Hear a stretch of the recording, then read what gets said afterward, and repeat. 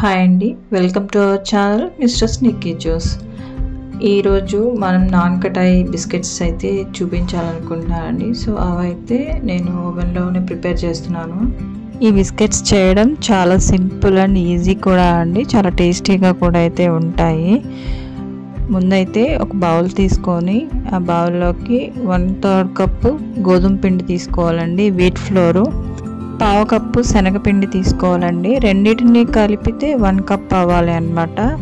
So 1 cup wheat floor, 1/2 cup శనగపిండి అండి, మొత్తం కలిపి 1 కప్ అండి తీసుకొని చక్కగా జల్లించుకోవాలి.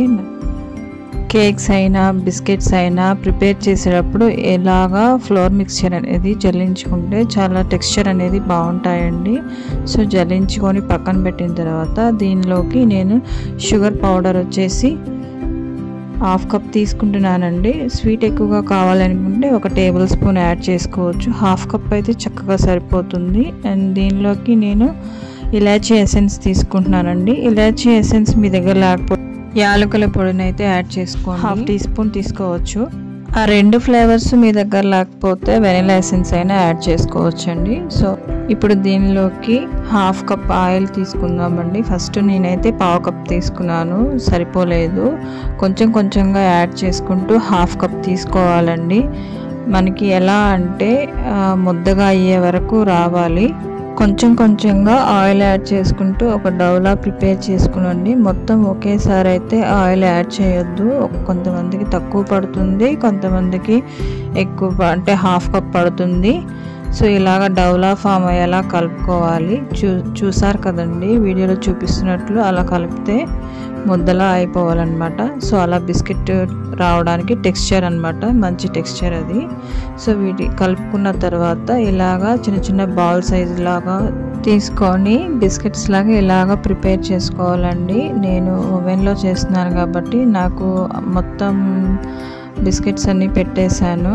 సో చేసుకున్న తర్వాత వాటిపైన ఇలా ఫోర్క్తో ఇలాగా ఘాట్లు లాగా పెడితే మనకి బయటకున్న బిస్కెట్స్ లాగా అనిపిస్తాయండి. సో మొత్తం అన్నీ ఇలాగా అయితే నేను పెట్టేసుకున్నాను. సో ముందుగా అయితే నేను ఓవెన్ ప్రీహీట్ పెట్టేసుకున్నానండి. 180 డిగ్రీ సెంటీగ్రేడ్స్ దగ్గర 10 మినిట్స్ ప్రీహీట్ అయితే పెట్టేశానండి. సో ఇప్పుడు బేక్ చేయడానికి వాటిని లోపల పెట్టేస్తున్నాను. ఈ బిస్కెట్స్ని బేక్ చేయడానికి 180 డిగ్రీ సెంటీగ్రేడ్స్ దగ్గర 25 మినిట్స్ టు 30 మినిట్స్ బేక్ చేసుకోవాలి అండి. కొంతమందికి అయితే 20 to 25 మినిట్స్ అయితే సరిపోతుంది.